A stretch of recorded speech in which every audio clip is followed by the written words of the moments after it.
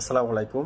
আমরা বর্তমানে পলিথিন আসলে কিভাবে ব্যবহার করা এবং পলিথিন কেন ব্যবহার করা হয় এই বিষয়টা নিয়ে আমি অনেকের মধ্যে একটা ভ্রান্ত ধারণা আছে এবং অনেকে হয়তো এটাকে অত বেশি গুরুত্ব দেন না। সো এই বিষয়টা নিয়ে আমি আজকে ডিসকাস করব।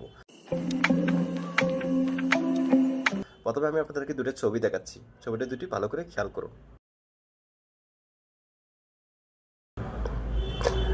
ছবিতে কি দেখলেন যে একটাতে দেখা যাচ্ছে যে আপনার হলো ফাউন্ডেশনের অর্থাৎ ফুটিংয়ের ব্রিকের নিচে পলিথিন, তারপরে প্রথমে পলিথিন, তারপর ব্রিক, এরপরে হলো যে আপনার হলো রড বাইন্ডিং করা আছে। তার মানে দাঁড়াচ্ছে যে ব্রিকের নিচে পলিথিন দেওয়া, তারপর ব্রিক, এরপরে রড বাইন্ডিং করে এটা ঢালাই দেওয়া হবে। আরেকটাতে দেওয়া আছে যে ব্রিক সোলিং, এরপরে পলিথিন, এরপর রড বাইন্ডিং করা আছে। এখন আপনাদের দৃষ্টিতে কোনটা সবচেয়ে বেশি ইফেক্টিভ? আসলে এটার আনসার দেওয়ার জন্য যেটা আমাদেরকে প্রথমে জানতে হবে সেটা হলো যে আমরা পলিথিন কেন ব্যবহার করি।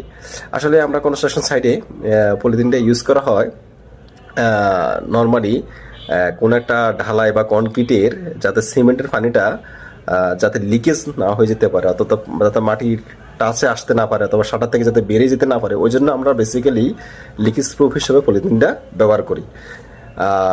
কিন্তু আমরা এখন রিসেন্টলি অনেক জায়গায় দেখতেছি যে এই পলিথিনটা যে অনেকে ব্রিক সেলিংয়ের নিচে দিয়ে ব্রিকের উপর ডালাইটা দিয়ে দেয়। কিন্তু এতে কি হচ্ছে যে আপনার ঢালাই যে সিমেন্টের পানিটা সেটা আপনার হলো যে ব্রিক্সটা আছে সেটা শোষণ করে নিচ্ছে এবং আলটিমেটলি আপনার কনক্রিটের যে স্টেনটা বা আপনার যদি সিসির কাজও করেন, অনেকে সিসির নিচে পলিথিন দেন না, তো দেখা যাচ্ছে যে সিসির যে সিমেন্ট কন্টেন্ট যে ওয়াটারটা বা সিমেন্টের যে পানিটা সেটা মাটি শোষণ করে নেয়। এতে কি হয়, আপনার সিসি অথবা ঢালাইয়ের মানে কনক্রিটের ওয়াটার সিমেন্টের রেশিওটা কমে যায় এবং যার কারণে কনক্রিটের স্ট্রেংথ বেশি ভালো হয় না।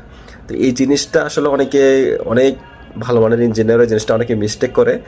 তো আশা করি আপনারা বুঝতে পারছেন যে প্রতিদিন আসলে বেসিক্যালি কী জন্য ব্যবহার করা হয়। খোদা হাফেজ।